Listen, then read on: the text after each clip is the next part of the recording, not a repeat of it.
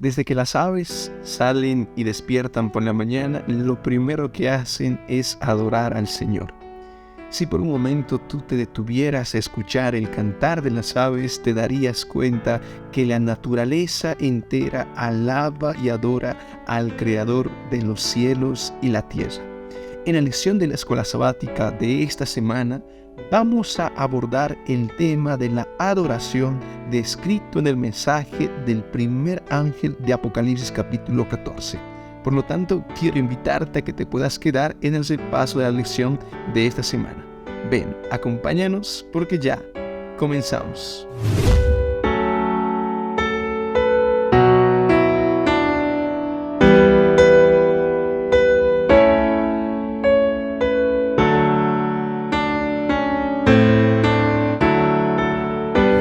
Adoren al Creador. Es el título de la lección de la escuela sabática de esta semana. Y antes de comenzar, yo quiero empezar agradeciéndote a ti por acompañarnos una vez más en el repaso de la escuela sabática de esta semana. Sin duda alguna, estamos viendo lecciones muy importantes para nuestra vida y nuestro crecimiento espiritual. El mensaje del primer ángel, mi querido hermano, mira cuántas lecciones ya hemos abordado, alrededor de 4 lecciones y más, hablando específicamente de este tema tan importante. Y el día de hoy, ya casi finalizando el mensaje del primer ángel, vamos a culminar con la última parte que tiene que hablar sobre adoración. Para lo cual yo quiero invitarte en este momento a que tú puedas preparar tu Biblia, preparar ahí tu cuaderno de apuntes, ahí tu lección para podernos remarcar y para que todos juntos podamos unirnos en este repaso de la lección. Tú sabes que este video, este audio que se graba para la escuela sabática no tiene que reemplazar tu estudio personal, ¿ok? Tú también tienes que continuar estudiando tu Biblia, remarcando versículo por versículo ahí en casa donde tú te encuentras. Pero bueno, como tú sabes, antes de comenzar, vamos a comenzar con una oración. Vamos a inclinar el rostro y vamos a agradecer al Señor. Oremos.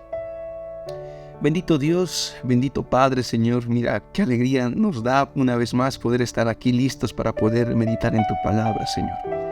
Poder sentir a ese Dios cercano, ese Dios que, oh Padre, inmanente, Señor, que siempre está ahí involucrándose en la vida de sus hijos, Señor. Tú no eres un Dios ajeno al sufrimiento humano. Tú no eres un Dios que se olvida y se aparta del sufrimiento y de la vida de tus hijos, querido Padre. Tú atiendes de manera detenida, Señor, el caso de cada uno de tus hijos. Y tal vez, querido Padre, por cosas de la vida, alguna persona que se encuentra detrás de la pantalla en este momento está pensando en su mente, Señor, en quizás tomar decisiones pero muy controversiales para su vida. Y él necesita, querido Padre, la sabiduría que viene de lo alto. Él necesita de un abrazo, Señor, para poder sentirse seguro, Señor. Él necesita de una mano, bendito Padre, para poder saber, bendito Dios, que se encuentra en el camino correcto. Por esa razón, una vez más invocamos tu presencia, porque cuando tú estás presente en nuestra vida, nos sentimos seguros, nos sentimos alegres y nos sentimos contentos. Por favor, bendito Padre, permite que tu Espíritu Santo descienda sobre nosotros y sobre la persona que está acompañando este estudio de la escuela sabática. Dirígelo, bendito Padre, y quédate con nosotros. Son favores que te suplicamos en el nombre de Jesús. Amén. Queridos amigos, vamos a comenzar con la lección de la escuela sabática. La semana pasada, muchas personas, yo veía que andaban ahí preocupados porque el tema de las 2300 tardes era un tema difícil de entender.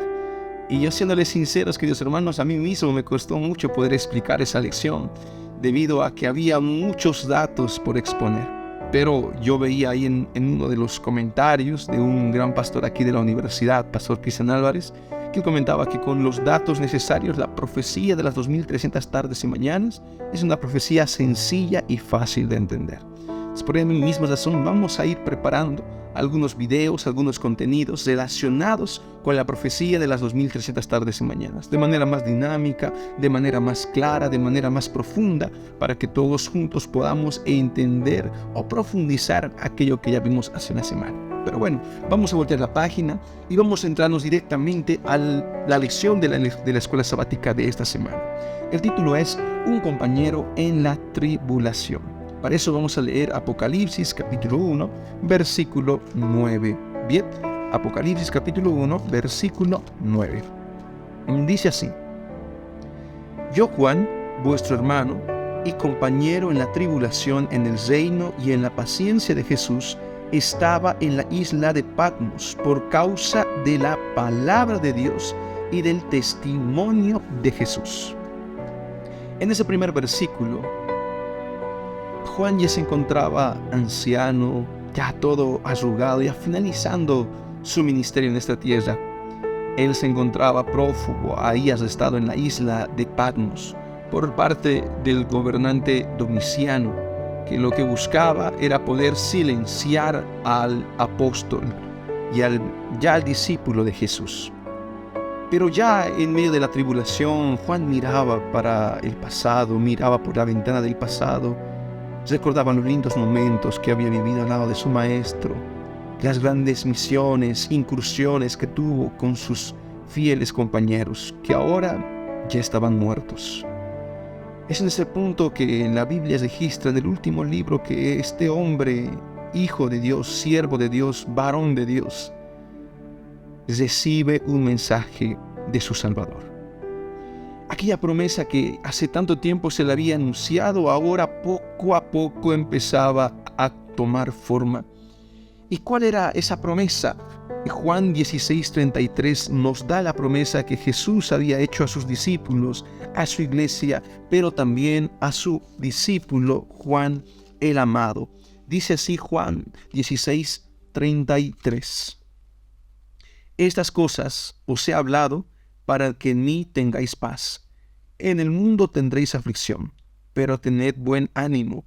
Yo he vencido al mundo. Esas eran las palabras de ánimo que Jesús había dejado a sus discípulos, que ellos también podían vencer, que ellos también podían poder luchar la buena batalla. Pero en medio de ese dolor, en medio de esa encrucijada, es que entra la escena de Juan en una isla abandonada. Y cualquiera en este momento puede pensar y decir: hermano Abraham, yo no entiendo por qué razón es que Jesús permitió que sus discípulos, que la iglesia sufriera tanto. Y la respuesta, mi querido hermano, es muy sencilla. Jesucristo nunca abandonó a su pueblo.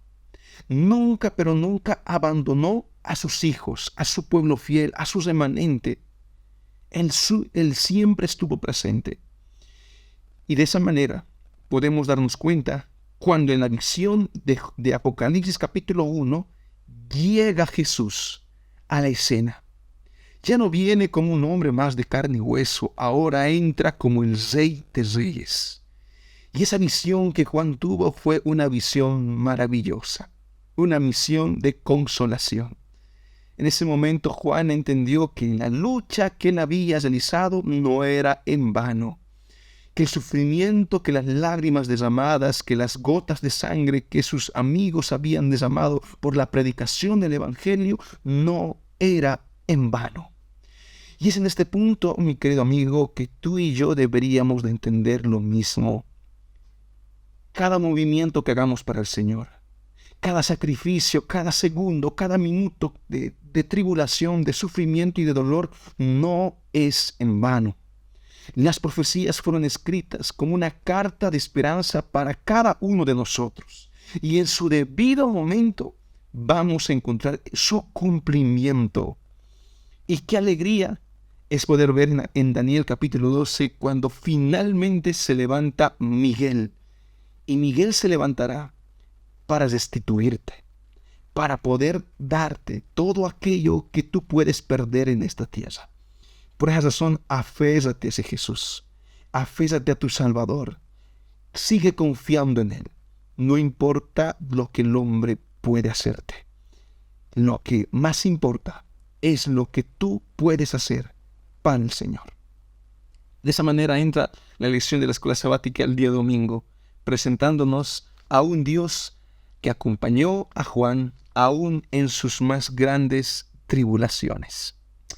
Vamos a continuar y vamos a irnos a Apocalipsis capítulo 14, versículo 7. Y aquí vamos a encontrarnos la última parte del mensaje del primer ángel. Este versículo ya lo hemos leído toda la semana, ¿verdad? Perdón, todo el trimestre. Pero ahora vamos a ver qué es lo que una vez más nos quiere decir este versículo. Decía a gran voz: temed a Dios y dadle gloria. Una lección hablamos de esto, ¿verdad? Porque ha llegado la hora de su juicio. 2 lecciones que dedicamos a esa porción. Y ahora vamos a ir a esta parte. Y adorad al que hizo el cielo y la tierra, el mar y las fuentes de los cielos. Aquí, este mensaje es muy importante. Porque si hay un motivo por el cual debemos de adorar a Jesús, más allá de que Él te acompañe en tus tribulaciones, tú también deberías adorar a Jesús porque Jesús es tu creador. Y es específicamente eso lo que va a profundizar la lección de la escuela sabática. Y es algo interesante porque el tema del mensaje del primer ángel se da en un contexto en el cual empieza a surgir el pensamiento relativista y el pensamiento racionalista de la evolución. Hermano Abraham, ¿qué es eso de la evolución? Bueno, yo voy a explicarte. Uno de los más famosos científicos de los tiempos pasados, llamado Charles Darwin, planteó esta teoría de la evolución, ¿ok? Menciona que en mucho tiempo, las partículas, las células empezaron a evolucionar, se juntaron con otras, ambientándose en un ambiente, empezaron a tomar nuevas formas y en base a eso nacieron nuevos organismos vivos. Y específicamente de eso venimos los seres humanos, ¿no? Como un fruto del acaso, un fruto de la coincidencia, como un fruto de un accidente cósmico. Nosotros como iglesia adventista y como hijos de Dios no podemos creer eso, mi querido hermano. ¿Por qué razón? Porque la teoría de la evolución contrasta demasiado con lo que la Biblia enseña. Bien, y vamos a tocar un poquito más a fondo este tema. Por ejemplo, en Génesis 1:1, la Biblia dice: en el principio Dios creó los cielos y la tierra. Y el mensaje del ángel que leímos hace un momento decía: adorad al que creó. Entonces, 2 partes en las cuales podemos encontrar la palabra creó. Y la palabra crear dentro del lenguaje hebreo, que es la lengua raíz en la que se escribió el libro de Génesis, el Pentateuco y todo el Antiguo Testamento, es la palabra bará, ¿ok? La palabra bará. La palabra bará justamente significa crear. Ahora, hay algo interesante con esta palabra. Yo el año pasado, en el segundo semestre aquí en la universidad, ya estaba realizando un trabajo de investigación.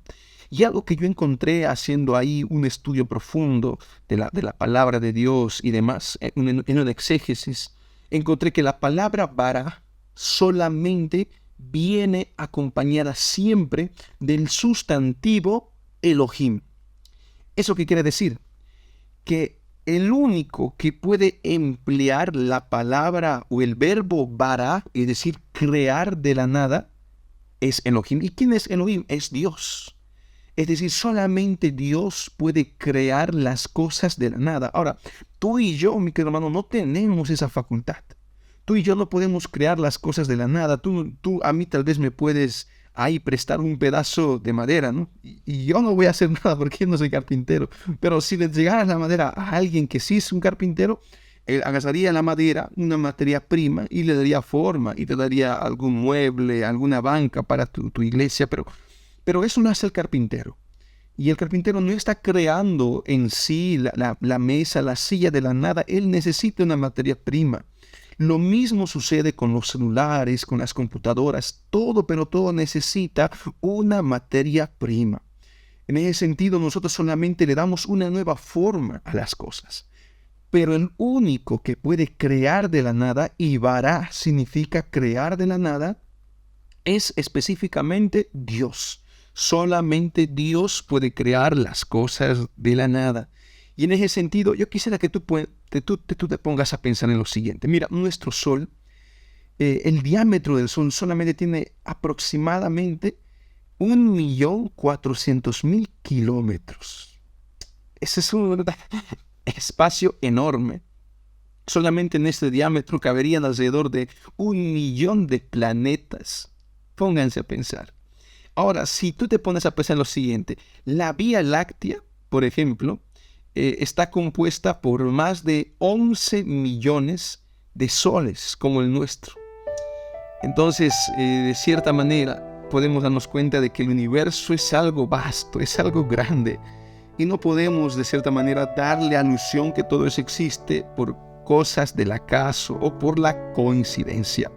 Porque el mensaje del ángel, del primer ángel, nos invita también a adorar a Dios. Y adorar a Dios significa reconocerlo como mi creador. Querido hermano, tú te estarás preguntando, hermano Abraham, ¿por qué razón estoy en esta tierra? Tú quizás joven que me escuchas, te haces la misma pregunta. ¿Por qué razón yo vivo en esta tierra? ¿Qué gano en esta tierra? ¿Cuál es el propósito de vida? Cuando tú estudies la palabra de Dios y entres en comunión con el Padre, minuto tras minuto, segundo tras segundo, irás entendiendo a profundidad el motivo por el cual Dios te puso en esta tierra. Vamos a continuar con la lección y ahora vamos a hablar específicamente acerca de un Dios que está cercano. Bien, para eso vamos a leer Hechos capítulo 17, versículo 27. Hechos capítulo 17, versículo 27. ¿Ok?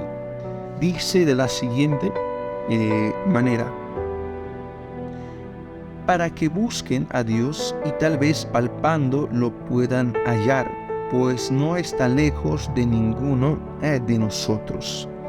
Aquí Pablo es muy claro cuando lanza este discurso a un grupo de personas que lo oían, lo escuchaban. Él les dice que justamente su Salvador no está lejos de ellos.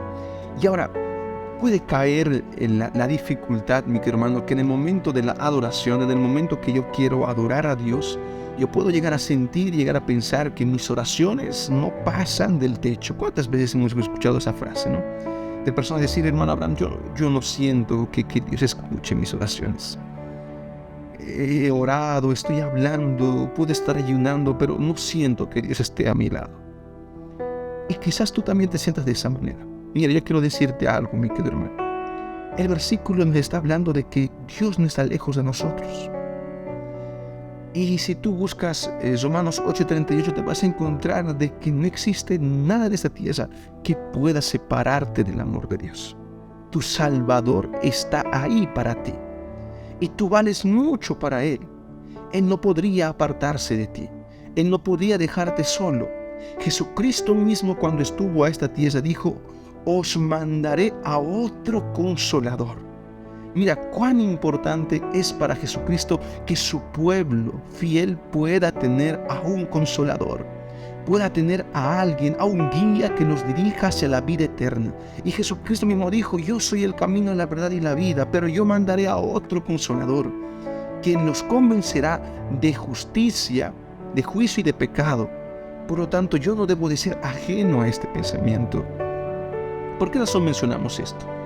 Porque en la lección se nos menciona mucho de que hay una teología que muchas veces está moviéndose por muchos lugares. En la teología de la trascendencia de Dios. Esta es la idea de que Dios existe por sobre toda la creación. Por lo tanto, algunos piensan, si Dios es trascendente y está por encima de toda la creación, pues Dios no puede involucrarse en las cosas creadas, no puede involucrarse en las vidas de sus criaturas, ¿no? Hay muchas personas que aluden de esa manera y empiezan a poder tildar a Dios como un Dios tirano, como un Dios que se regocija viendo cómo los hijos mueren, pierden, y ahí Él juega con Satanás como piezas de ajedrez. Alguien puede llegar a pensar de esa manera, llegar a pensar que Dios es trascendente, porque Él nos creó, para Él un día equivale a 1000 años. Pero yo quiero decirte lo siguiente, mira, nuestro Dios no es solamente trascendente, es verdad que Él forma parte en un lugar distinto al nuestro. Es verdad que Dios de cierta manera nos creó a cada uno de nosotros y por lo tanto Él no tiene tanta participación humana. Y digo tanta porque lo que voy a presentarles a continuación es la inmanencia de Dios. Porque la propia Biblia nos demuestra momentos cruciales, momentos específicos en los cuales Dios intervino para que el hombre pueda ser protegido y resguardado por su Creador. Y yo te podría dar tantos ejemplos. Uno de los más conocidos, por ejemplo, es cuando los tres amigos de Daniel, Sadrach, Mesach y Abednego, fueron metidos al horno que había sido calentado por 7 veces. Ahora yo te pregunto, ¿es algo normal que una persona ingrese a un horno tan caliente y no pueda quemarse? Mira, en la Segunda Guerra Mundial, cuando Hitler empezó a decapitar, a matar a los judíos, el propio Hitler generaba y calentaba cámaras de gas, donde las personas eran quemadas vivas. Pero si tú te das cuenta, en ese mismo contexto, mi querido hermano, ¿cómo es que en otra parte de la historia Dios cuida a sus hijos? Dios cuida a su pueblo. ¿Cómo es eso posible? Tú te estarás preguntando. Es porque Dios no es solamente un Dios trascendente, Él es un Dios inmanente. Ahora yo sé que alguien por ahí se está preguntando, ¿y por qué con Sadrach y Mesach Abednego Dios intervino y en el caso de los judíos Dios no hizo nada? Mira, yo te voy a decir algo. Muchas veces Dios interviene con quien quiere y porque puede. Por esas 3 cosas. Y nosotros en esta tierra no vamos a entender el por qué razón. Hay veces en las cuales Dios no interviene. O Dios por qué razón parece que tarda. Pero yo con tanta seguridad, por todo lo que yo he vivido con Él, en mi propia experiencia, yo puedo decirte que las veces que Dios tarda en trabajar o en hacer algo en mi vida, es porque Dios quiere que yo aprenda una lección. Es porque Dios quiere que yo desarrolle. Dios no puede educar a sus hijos de tal manera que el niño llora y el papá da la mamadera. El niño llora y el papá da la mamadera. No, no, no. Dios tiene que permitir que su pueblo desarrolle, que su fe crezca. Y muchas veces el dolor y el sufrimiento puede llevar a las personas a crecer y a tener un amor más grande por su Creador. Ahora, de ese sentido, algún día Dios nos explicará por qué pasó lo que pasó. Pero no olvides que Dios también brinda libre albedrío. ¿Eso qué significa?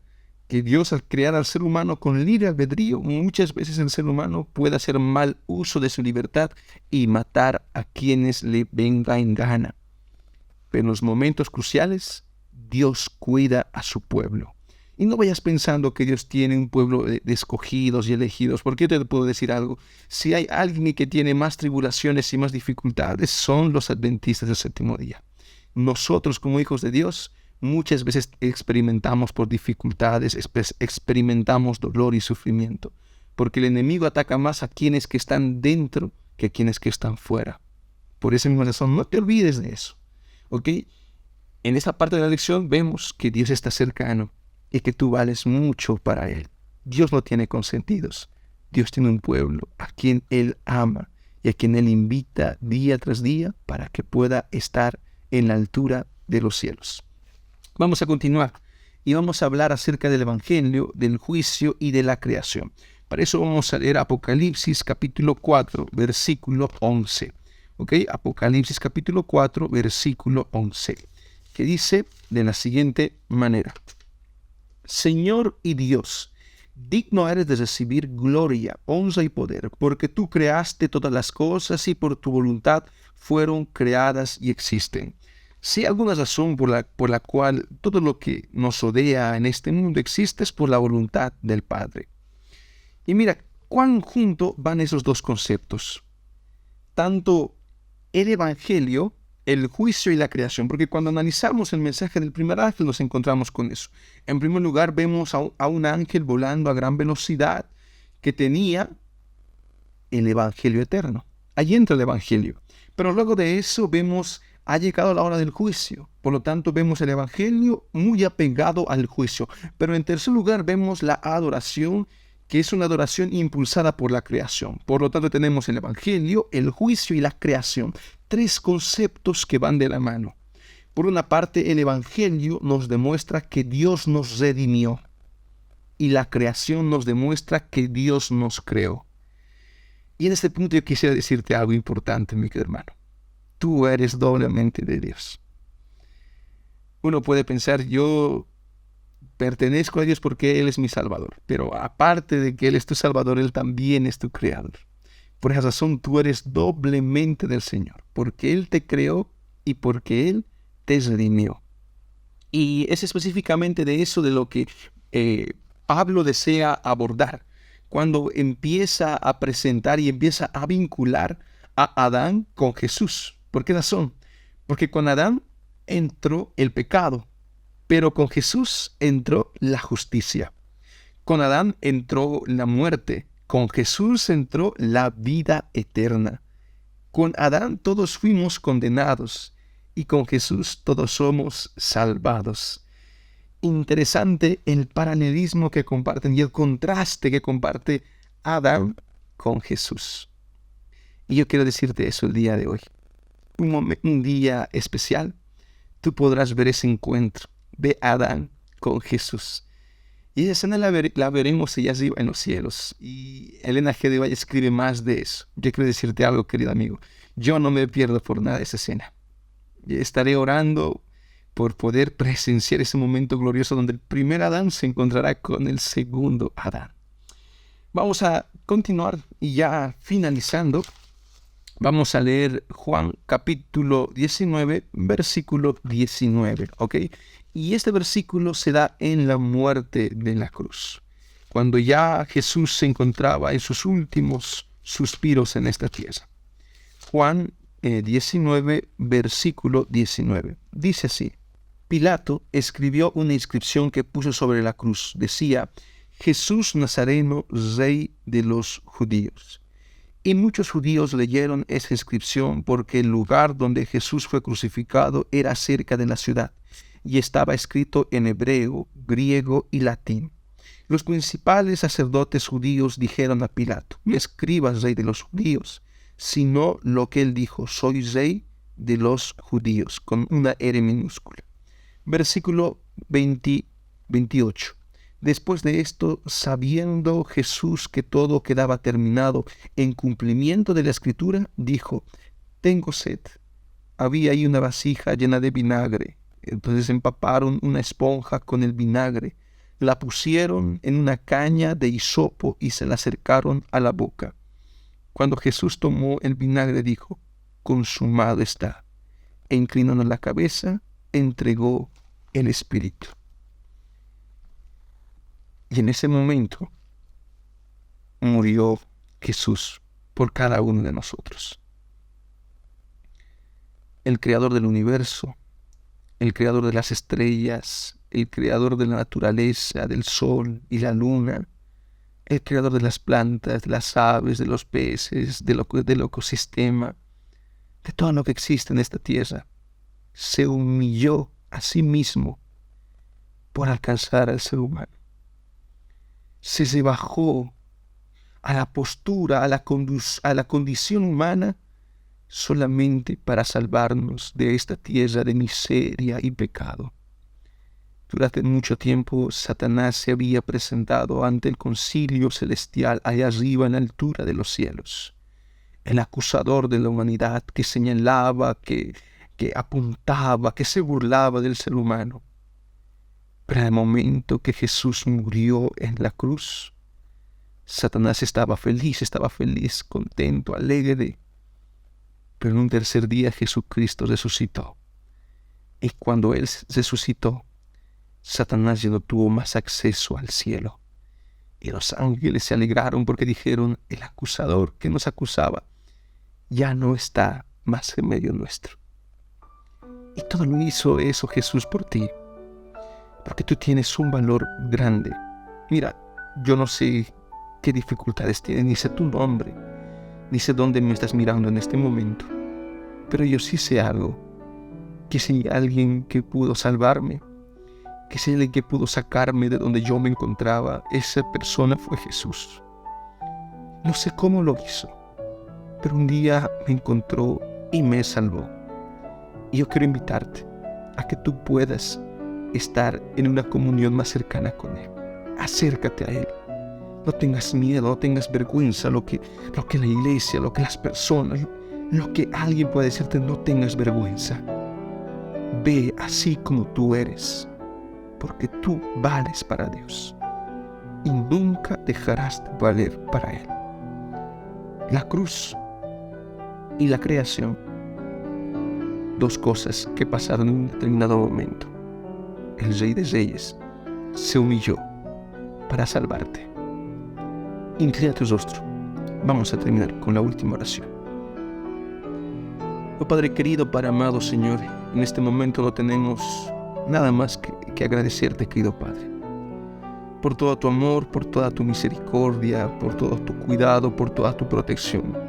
Nosotros, bendito Padre, no merecemos ser portadores de tu palabra. Perdónanos si muchas veces te fallamos, perdónanos si muchas veces no te adoramos como tú lo pides, querido Padre. Nosotros somos doblemente tuyos, porque tú nos creaste y porque tú nos rescataste, Señor. Y ahora, querido Padre, estamos en la caminata espiritual, esperando la venida de Jesús. Estamos caminando hacia la Canaán celestial, en el desierto de esta vida. Guíanos, querido Padre, y ayuda a mi amigo que está aquí, presente, a través de la pantalla, querido Padre, que en el fondo de su corazón llora, sufre. Te quiero rogar por él, bendito Padre, para que tú lo ayudes, para que tú le des esa ayuda que él tanto necesita. Te encomendamos nuestras vidas en tus manos de amor. Ayúdanos, Padre amado, te lo suplicamos, en el nombre de Jesús. Amén.